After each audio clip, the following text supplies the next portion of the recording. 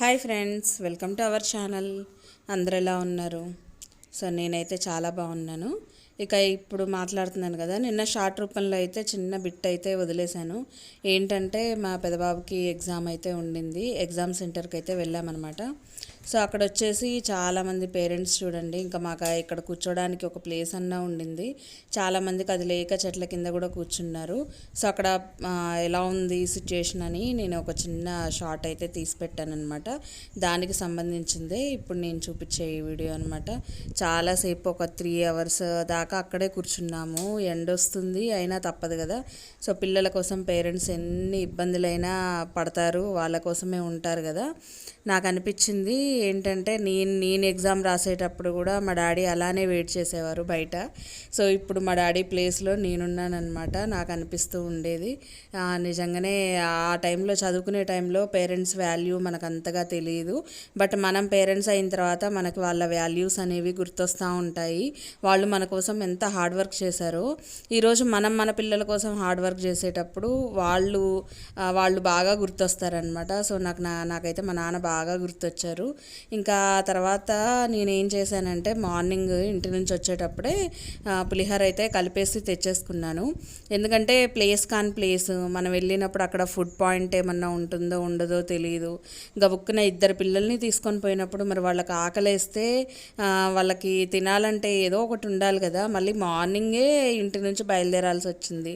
వేరే ఊరు వెళ్ళాలంటే బస్సులు దొరకాలి, మనం వెళ్ళాలి, రావాలి, టైంకి ఉండాలి అంటే కష్టం. ఇంకా అన్నం కూర చేసుకుంటే మనం కూర్చొని కలుపుకొని ప్రశాంతంగా అయితే తినలేము. సో ఇలాంటి పులిహారలు, పెరుగన్నాలు ఇలాంటివి అయితే మంచిగా మనం కడుపు నిండా తినేసేయచ్చు, ఒక స్పూన్తో తినేసేయచ్చు, చేయి పెట్టే పని లేకుండా. ఇక్కడ నేను నిన్న రెసిపీ ఎలా తయారు చేశాను అనేది నిన్నటి వీడియోలో పెట్టాను చూడండి. చింతపండు పులిహార చేశాను, ఎలా చేశాను, ఏమేమి ఇంగ్రీడియంట్స్ వేశాను అనేది క్లియర్ కట్గా మీకు అక్కడ వీడియోలో అయితే కనిపిస్తూ ఉంటుంది.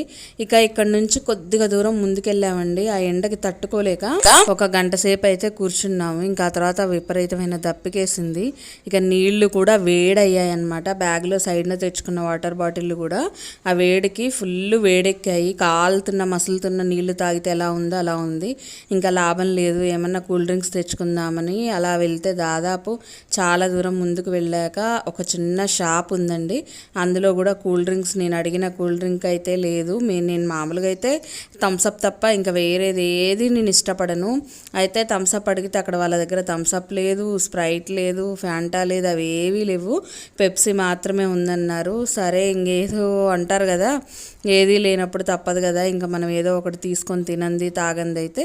అందుకని నేను ఏం చేశానంటే పెప్సీనే ఒక 2 తీసుకున్నాను, నాకు మా చిన్నోడికి. అలాగనే ఇవి ఉంటాయి కదా మనకి, ఎలా అంటే కారపూస లాంటివి, ఆలు భుజియాస్. సో అవి కూడా 2 ప్యాకెట్స్ తీసుకున్నాను.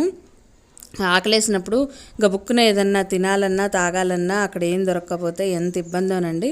పాపం నేను అది తీసుకొచ్చుకుంటే అక్కడ కూర్చుని ఒక ఆవిడ అడిగింది, ఎక్కడ దాకా వెళ్ళావమ్మా, తీసుకొని వచ్చావు, బాగానే దొరికాయి కదా అని చెప్పేసి.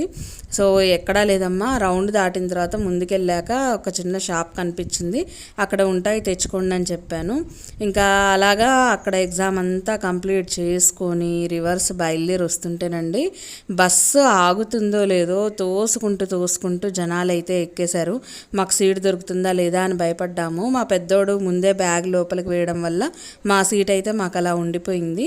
ఇంకా బస్సు ఎక్కేసి బయలుదేరి వచ్చాము. ఇంకా అస్సలు ఓపిక లేదు. ఆ రోజు ఏదైనా వ్లాగ్ చేద్దామన్నా ఏ పని చేయలేదు. ఇంటికి వచ్చేసరికి సాయంత్రం 4 అయింది.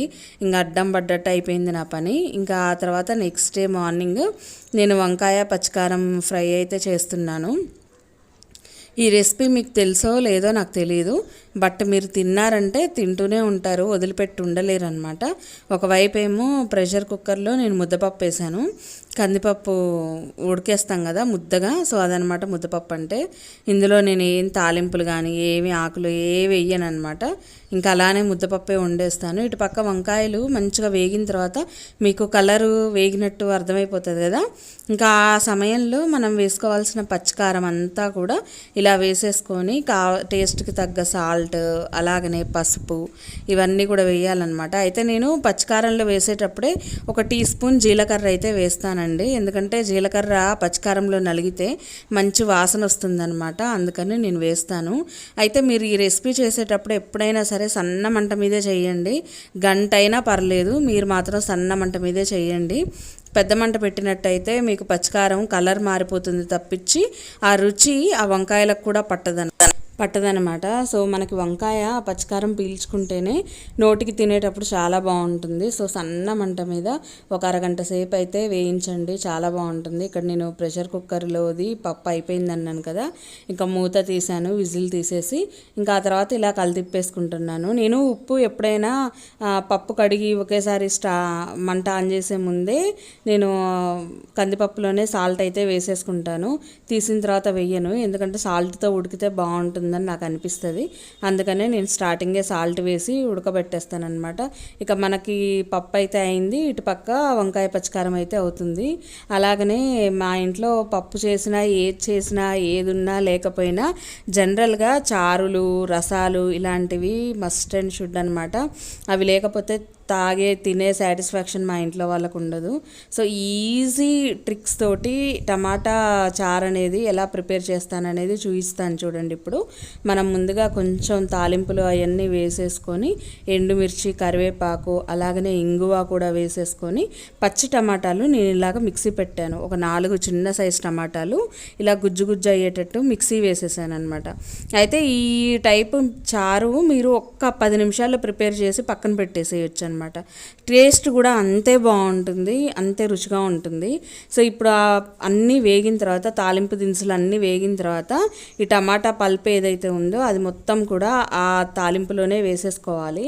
వేసేసుకున్న తర్వాత దీంట్లో కొంచెం పసుపు, అలాగనే నేనైతే చెప్తున్నాను కదా, జనరల్గా పప్పు కూరలకు సంబంధించినప్పుడు మాత్రమే మామూలు కారం వాడతా. ఇంకా దేనికైనా సరే నేను వెల్లుల్లిపాయ కారమే యూస్ చేస్తాను. సో వెల్లుల్లి కారం అయితే నేను టేస్ట్కి తగ్గంతే వేసుకున్నాను. తర్వాత సాల్ట్ తీసుకున్నాను. వెల్లుల్లిపాయ కారం ఏ మామూలు కారమైనా ఏ కారమైనా మీరు తినగలిగేంతే వేసుకోండి. ఇవన్నీ కలిపేసిన తర్వాత ఒక 5 నుంచి 10 నిమిషాల దాకా సన్న మంట మీద మీరు ఇలాగా ఉడికించండి. ఎందుకంటే పెద్ద మంట పెడితే ఆ పల్పు ఉడక్కపోవడం కాకుండా ఇంకా మాడిపోతూ ఉంటుంది. అందుకని మీరు సన్నమంటే పెట్టండి. ఇంక ఇక్కడ చూసారా అయిపోయింది వంకాయ పచ్చికారం అనేది.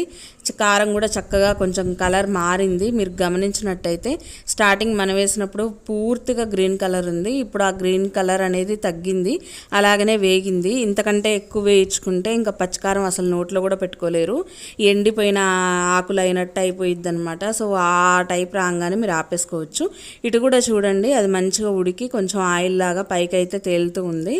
సో ఇలాంటప్పుడు మీరు మిక్సీ వేసిన తర్వాత అందులో ఇంకా పల్ప్ అయితే కొంచెం అటు ఇటుగా మిగిలే ఉంటుంది. సో అలా దాంట్లో వాటర్ కలిపేసుకొని మీరు ఇందులో పోసేసుకోవడం అనమాట. చూసారు కదా ఎలా ఉడికి ఆయిల్ అయితే తేలుతూ ఉందో. సో ఈ టైంలో మీరు మిక్సీలో మిగిలిన పేస్ట్తో పాటు వాటర్ యాడ్ చేసుకొని ఇందులో పోసేసుకోవడమే అనమాట. నేనైతే ఇంకెందుకు కొంచెం కూడా వేస్ట్ చేయడం అనవసరం కదా, మనం ఎలాగా వాటర్ యాడ్ చేయాలి దీంట్లో. సో అందుకని చెప్పేసి నేను అందులోనే వాటర్ కలిపి మళ్ళీ యాడ్ చేసుకున్నాను 2 గ్లాసెస్. ఇంక ఇప్పుడు ఒక్క 10 నిమిషాలు సలసలా మసలేదాకా మీరు మసల పెట్టుకుంటే నోటికి అసలు హెల్త్కి మంచిదైన టమాటా చారు అయితే మీరు టేస్ట్ ఎంజాయ్ చేస్తారనమాట. ఇందులో నేను ఉల్లిపాయలు, పచ్చిమిరపకాయలు అలాంటివి ఏవి కూడా వేయనండి. చాలా సింపుల్గా చాలా బాగుంటుంది.